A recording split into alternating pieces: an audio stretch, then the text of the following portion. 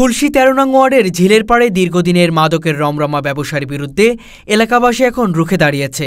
আজ বিকেলে ঝিলের পাড় সেন্ট জেভিয়ার্স স্কুলের সামনে এলাকাবাসী মানববন্ধন আয়োজন করে।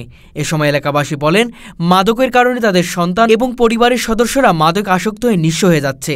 এ নিয়ে কথা বললে বিভিন্নভাবে হয়রানির শিকার হয় তারা।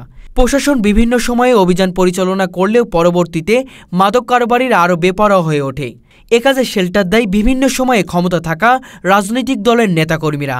মাদক উচ্ছেদে প্রশাসনের দৃষ্টি আকর্ষণ করে এলাকাবাসী। মাদকের ব্যবসা চলতেছে, আমাদের কিশোরীরা নষ্ট হয়ে যাইতেছে, আমাদের স্বামীরা নষ্ট হয়ে যাইতেছে। আমরা কিছু বললে আমাদের উপরে হানি চলে, আমরা কোনো কথা বলতে পারি না, আমরা বুক খুলে চলতে পারি না। এলাকার ভিতরে আমাদের ঘর বাড়ি ভাঙচুর করে, আমরা কোনো একখানে ধরেন আমরা সরকারিভাবে আমরা পুলিশের কাছেও নিরাপত্তা নাই, আমরা এই এলাকার ভিতরে কোনো কারো কাছে নিরাপত্তা নাই। আমরা অস্থায়ী, আমরা চাই যে সুস্থ সফল এলাকা, আমরা ভালোভাবে যেন বাঁচতে পারি, মাদক মুক্ত চাই।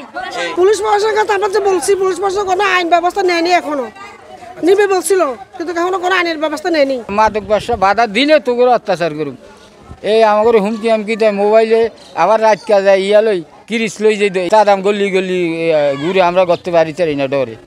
এত দিন পারি না, আমরা এখন তো করলে মরতে মরা খাও, এমন আছে মরি যাও, তো আমরা প্রতিরোধ গড়ে তুলুম, লড়াই করতেছি আমাদের সামাজিকভাবে। এই নিয়ে গত শুক্রবার আমার উপর পিছন থেকে অতর্কিত হামলা করছে। মাদক বিরোধী আমি যে আন্দোলন আজকে প্রায় অনেক দিন যাবৎ করতেছি, এখন এই মাদক মূল হচ্ছে আমলিকের দর্শকরা তাদেরকে পুনর্বাসন দিছে। লিটন, কায়ুম, ইদ্রিস, শানু মদ বিক্রি করে, লিটন গাঁজা, ইয়াবা এগুলো নিয়ে বিক্রি করে।